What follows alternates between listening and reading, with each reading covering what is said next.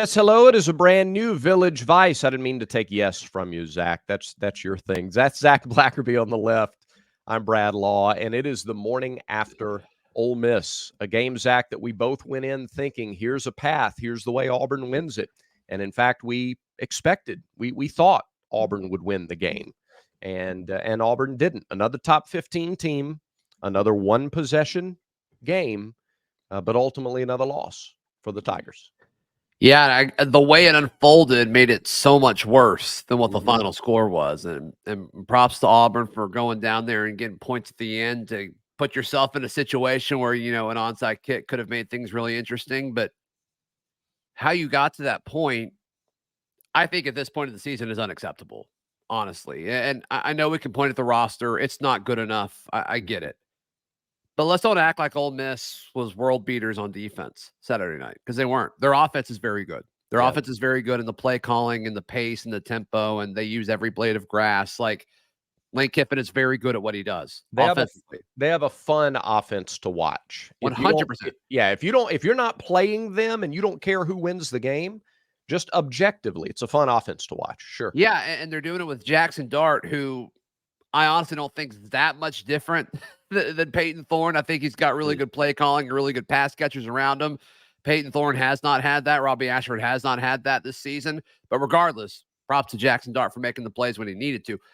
But, man, it's just when you look at it from start to finish, it's like, okay, you get it up to 14 all for a long chunk of the game, and it's like, okay, who's going to break first?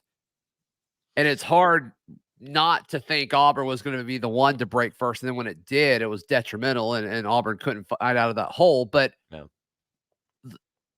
Some of the play calling, Brad, and the quarterback rotation and the desire to be cute and all of that, it was really hard to process it in the stadium Saturday night, as were the other 80,000 plus Auburn fans that were there. It wasn't a good look. It wasn't a good feeling. And to be frank, in that situation, when, this Auburn fan base has put so much pride into making that a tough place for visitors to come in and win, to be greeted with that product, lack of coaching, lack of solid play calling, several 3rd and 1s, and then they end up being 3rd and 6s because of procedural penalties. It's just, Auburn fans did not deserve that Saturday night, but that's what they got. Yeah, it's really tough. Ole Miss had more penalties and more penalty yardage than Auburn, but it seemed like literally every single flag against Auburn came at the worst possible time. Sure. It wasn't a flesh wound, it was a mortal wound. Every time a flag came out, you had the long punt return that would have set up Auburn in outstanding field position during that tie stretch. That one, and then the 3rd and 1 that turns into 3rd and 6, and you have to completely adjust what you're going to do offensively. Although I guess if we start picking them apart, again, to the point, every single one of them was such a detrimental time. And you talk about that swing in the game, the 2nd and 3rd quarter, where the defense was keeping Ole Miss out of the end zone, not off the field. They won time of possession by 8 minutes, all right? So they were able to get some stuff done offensively. But you're keeping them out of the end zone. You forced a missed field goal. You got pressure on the punter and forced a shank. There were too many opportunities for this team to beat a top 15 team without capitalizing on those opportunities. And whether that's play calling, whether that's execution, whether you put it on a player or the protection or the play call or the execution, take your laundry list. Your margin for error is not wide enough to have those mistakes and not capitalize when you have a chance to beat a top 15 team at home. Yeah, and this is coming of just a few weeks after you had a solid chance to beat the number 1 team in college football at home. And Auburn fans know that the atmosphere that they've created, they're aware of it. They're not dumb. They take pride in it. They brag about it. Yeah. And there was a group of Ole Miss people sitting in front of me. They were blown away by it. They were blown away by the atmosphere. It was pretty cool to see. And it's just, it sucks, Brad. Like it stinks. And, the messaging has shifted a little bit in the past week, but when your coach is talking about the future, like that's great and all, but then you look on the field and it's like Marcus Harris is doing everything he possibly can for this team to win, not the future Auburn Tigers, but this team to win. And DJ James is playing his tail off, and Eugene Asante playing his tail off. Sometimes a little bit too long after the play, got flagged there late for a hit out of bounds. Bailed him out. But there's so much passion on this sideline, right? And there were a few players that got into it with each other on the sidelines and all that, and that was interesting to watch for sure. But this team cares. This team cares so much, but it's not turning into any sort of production on offense, and that's on this coaching staff to figure out. And it doesn't seem like they've changed anything that drastically since the start of SEC play, Brad. Yeah. And when you look at, okay, sure, his comments about execution, they've got to play better, yada, yada, yada. Like, all that's fine. All that's totally okay. Do I think a lot of it is on execution? Sure. Fine. But as a coach, you've got to change your game plan at a certain point to something they can execute. Yeah. Right? Like that's something you've got to figure out. And so, losing 4 straight stinks. Yeah. I think the path to winning more games gets significantly easier now with the upcoming games. I think the level of competition drops drastically until the Iron Bowl. But man, that was it's tough to stomach 4 losses in a row like that. And not to nitpick or get in or be contentious at all, but I just to the point of you gotta go with what you think they can do. Don't we think? I mean, that's what they're doing, right? They're watching practice, they're putting in the game plan, and then when you come to hone the game plan Thursday, Friday, and you put together your call sheet, they're not calling stuff they don't think they can execute, right? We don't think that's I wouldn't think that fans think that's what happened. I know it looks that way, but look, the other team's got a game plan and their coaches are making a lot of money and their players are trying hard too. It's just not the things that they believe they're able to accomplish consistently. They haven't, especially in the passing game, which they've needed to balance the running attack. The running game can be good enough to be a foundation that you build on, right? It can be if you have a balanced attack and if you can be clean offensively. Again, every one of those penalties came at such a critical time, but that wasn't just offense. It was offense. Defense had a couple of huge ones. One was questionable, right? One was really the pass interference call that bailed him out on the first drive. Incredibly questionable. But the late hit out of bounds ultimately leads to points, and special teams you get a hold that was kind of questionable too, but still, I don't know. I just from a coaching perspective, I've got to believe that they're calling the things in the game that they've seen throughout that they're most confident in. And if they're calling that instead of something else, it means there's other stuff that they are not as confident in. So that doesn't make it to the, that they leave that on the cutting room floor. Yeah. Yeah. Which doesn't give you a lot of hope, but I do think that's what they're doing. It just hasn't given you the results to this point. Yeah. Auburn was 4 of 14 on 3rd down. And I'm just kind of going through the play sheet right here. Yep. I believe 6 of them were passes. It'd be 3rd and 6, and they'd run the ball, Brad. Yep. Like, who does that? And sometimes it would work, but who does that? Yeah. And so this trend on, being able to stay on the field on 3rd down continues to not really be a thing. Yeah, they're like 100. They were 109th in the country on 3rd down at 33% before the game against Ole Miss. So they were a little under 33%, and so that'll continue to move down. And we'll talk about quarterbacks doing the passing offense as we get into the quarterback discussion a little bit here. But there are only 10 teams. Let me back up. Before the game last night, there were only 10 teams with fewer passing yards per game than Auburn. So we'll dive into that a little bit, but that was the stat going into last night, and they're not going to move up after last night. No, they're not. They're not. But hey, you can move up. Yeah. By checking out our friends at mybookie.ag. They are the best place to wager on all of your sports action. Mybookie.ag. And when you make your account, your free account, and you deposit funds for the first time, use promo code next round, and you'll get some extra cheddar to play with, to bet with, to wager with. And of course, they've got everything from odds, props, lines, parlays, if that tickles your fancy, whatever it may be, they've got it. That's at mybookie.ag. Yeah, you mentioned quarterbacks. Yeah. Brad, and I think the way they handled the quarterbacks was better.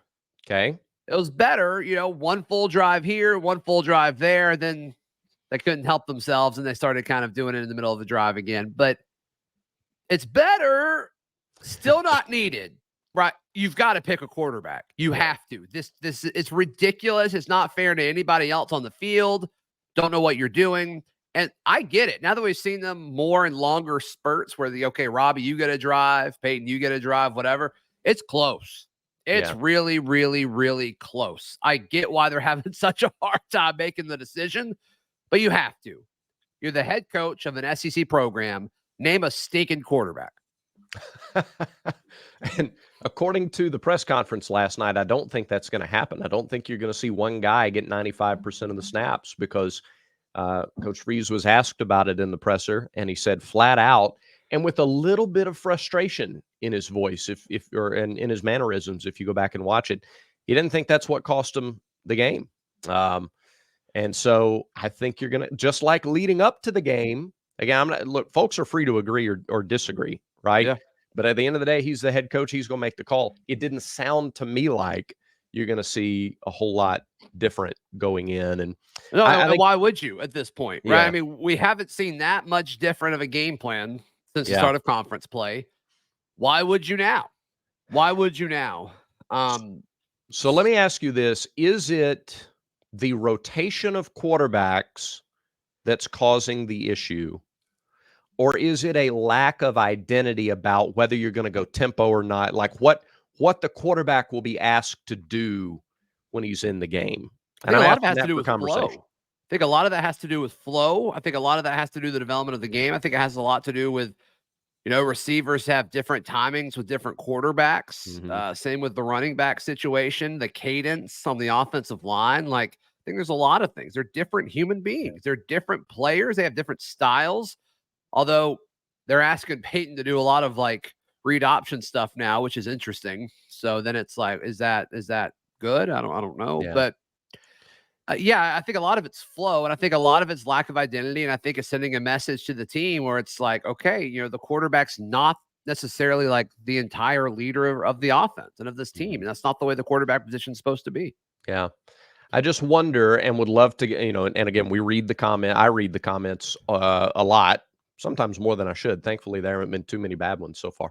I just wonder if for the folks who say just pick a quarterback and that will make things better, let me submit to you just for thought, just critical thinking. If they decided to go tempo most of the time, 80% of the time they decided to go tempo, and you go, screw trying to save the defense and just this is who we are, this is who we're going to be, regardless of who the quarterback is, would that increase the chances of getting more consistency in your offense, more so than just pick a quarterback? Because I think that's on the table. I think listening to post-game comments last night, and then Coach Freeze, when he comes into the locker room to do the interview with me on radio, and he said, he was disappointed in he thought they could be coached better. He said he takes that personally, which I love to hear from the head coach. Love that. And he said, I just wonder if maybe more tempo wouldn't be the answer. And then I mentioned a play discrepancy and the fact that Ole Miss ran about 20 more plays total. And he kind of pulled back a little bit from maybe tempo is the answer, because you do have to think about, all right, if you do that and you're not successful, now you got a defense a little deeper now that Keontae Scott and Austin Keys are back, but you're going to put your defense at a little more risk. But I don't know, Zach. I think, now this is me. I'm not a coach, right? I'm just a guy who watches. I've got to think that if your offense can improve 20%, that makes up for whatever extra strain you risk on your defense. Yeah, it seems like a no-brainer to me because 20% means you're scoring an extra, touchdown at every 5 drives. Yeah, you Yeah, take that. You absolutely take absolutely. that. And if that's the case, you beat Georgia, you don't get blown out by A&M. Mhm. You probably still get blown out by LSU, and then hey, you may win. You may win Yeah. against Ole Miss. So Well, and you yeah, stay I on the think so. field longer too, right? Ole Miss had the ball 8 more minutes than all. You're on the field, if you can be on the field 4 more minutes. Yeah, but I think you could say the same thing about tempo as you could about Yeah, what you just said about quarterbacks. Like, is that all? Is that it? If Auburn goes faster, they're going to move the ball better. Like, I don't right. know. I'm not entirely sold on that, but it's worth trying. I think Yeah. anything's worth trying at this point. I'll say this about the pass offense. This is why you can't just go with numbers. But Auburn going in last night had the 120th out of 130 pass offense in the country. 10 teams with fewer passing yards per game than Auburn. 2 of those were ranked going into the games this weekend, right? It's not just about, well, look, Peyton Thorne only had 100 yards passing and Auburn only had this many yards passing. You can't just look at the pass offense. You got to look at situational stuff because Iowa and Air Force both average fewer passing yards per game. Air Force is undefeated. Iowa, my goodness, they have a clause in their offensive coordinator's contract. Their offense has been historically bad there. So, and they just lost for the second. They're 6-2. So, a lot of factors go into it. A lot of it's the schedule you play, the defenses that you're playing, and a lot of it comes down to situational execution or lack thereof. So, the stats themselves aren't the only thing. Right. All right, let's talk about what's coming up next. The path does get easier, and there's just something that's I can't get over that I want to ask you about in just a second. All right. But first, you gotta tell the folks, you gotta tell the Well, people about Manscaped. speaking of the path getting easier, Zach, Gosh, I love the Handyman. That is the compact face shaver from Manscaped. Use it to clean up the neck. Doesn't take forever, and I don't have to worry about the lather and the foam and the razor and all of this and the cleanup. I used The mine yesterday, Handyman. Brad. I used mine Yes. yesterday. Oh, that's why I wondered why when I saw you at the game, you just looked so fresh and clean. And now I know. I should Now you know. have guessed. Now you know. We got No Shave November coming up. Okay, so can I address this? I know it's a Sunday, but we're all grown ups here. It's Sure. No Shave November, and if you want to go that route north of I-85, that's fine. But south of I-85, you don't want to participate in No Shave November. You really don't. And again, can I just let's all be real and adults here. Your Sure. significant other doesn't want you to participate in No Shave November either south of I-85. So that's why you need the Lawnmower 4.0 from Manscaped. Get that in a bundle. Get that by itself. Try the Handyman. All of the products right now, if you use promo code VICE because you watch our show, you're going to get 20% off and free shipping at manscaped.com. 20% off, free shipping. Use the promo code VICE at manscaped.com. The best in men's grooming. Yep. The offense can get 20% better, and you can get 20% off at Manscaped. There we go. There we go. Yeah. I want to talk about the path forward in a second, but I've gotten to like sleep through it a little bit. Mm-hmm. I can't think of a play call worse than the Holden Geriner double pass. I agree. Because there's no setup for it. No, There dude, it was didn't no make any setup. sense. If you're Yeah. gonna do that, why wouldn't you do it with Robbie? At least then it's like, oh, okay, all right, we got them both on the field at the same time finally. Yeah, and it's tougher now. Like 30 years ago, you could get a player on. You kind of sneak a player on the field. You got to get a guy in past the numbers, or at least to the numbers at this point. You can't sneak guys on the field now. And that's the only play, to my recollection, that he was on the field for. So it's not like you brought him in and used him as a decoy. Yeah, I think it's easy to second guess that one. And it's one that, frankly, today, as the coaches sit in their meeting, they probably go, yeah, that wasn't good. It We takes all you do out of that. field goal range, Yeah. right? That's one Yeah. element of it where it's like, what are you doing? Don't like run it, but not there. Yeah. Right? Run it when you're on the other 20 and you got 80 yards in front of you. It's like, let's see what happens. Yeah. Then it's like, okay, you don't trust your first or your second quarterback to push the ball downfield. So you're going to do it to the third quarterback. Like if you trust him to get it downfield, put him in. Yeah. Right? Like And then the whole, okay, Holden Gerner's at receiver. What else is like, what's the other option there? Ole Miss's defense is like double pass, And he double was pass. he was pretty far back in the stack set too. So Dude, it was pretty it was pretty obvious. It was like pretty 5 obvious. yards off the ball. Yeah. Oh man, that's just a tough one. That was Yeah. a tough one to really kind of, and a lot of people are like, well, Jeremiah Cobb got chipped. It's like, okay, you didn't think that was going to happen? Like, No. what do you mean? What do you mean? Yeah, that was played well defensively. Thank you, Jennifer Lawrence on Hot Ones. What do you mean? What do you mean? What do you mean?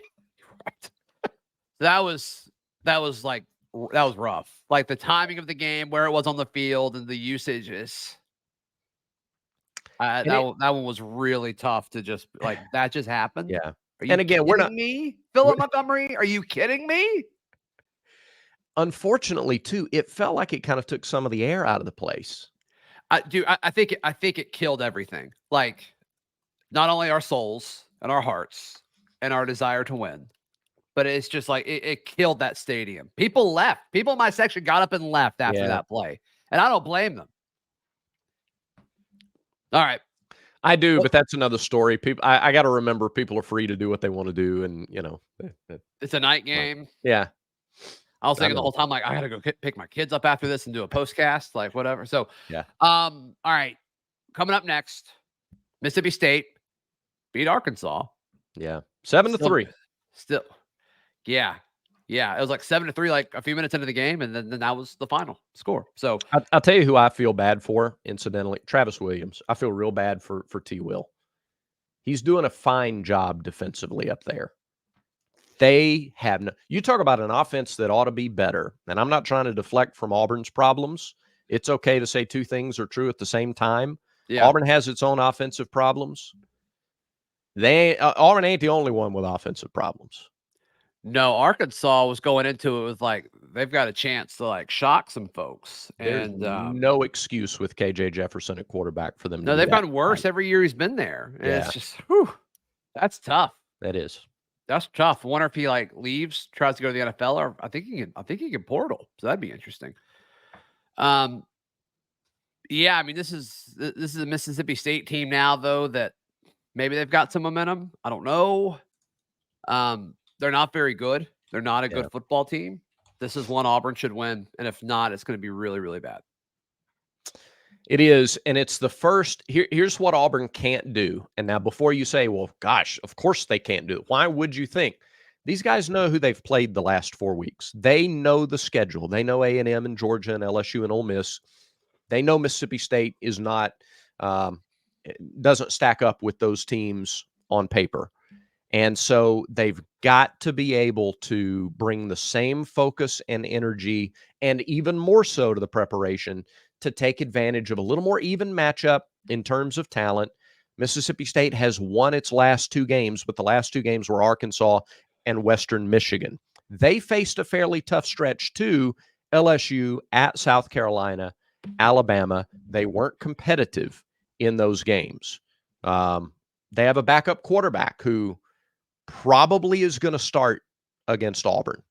So everybody, from the players to the coaches to the fans, has to kind of bring the same energy into this week. You can't just assume that because the schedule gets quote unquote easier, that now is when you're going to break through. I think Arkansas felt that way going into their game. All right. I think Arkansas looked at its schedule and said, look at the stretch we've had. Now we get Mississippi State. Now we get to finally punch through and get a win. And it didn't happen. State's much better defensively than they are offensively. And so it's their strength against Auburn's weakness. Got to find a way to punch through. Yep. Got to find a way to punch through. And, I think Auburn's defense, once again, will keep them in this long enough for them to figure something out. So that is my early prediction. But we'll talk about this all week, Brad. But I think that about does it for today's show. It does. Thanks, everybody, for watching. Thanks for commenting. Remember, everyone has vices. It's true. Make sure Village Vice is one of yours.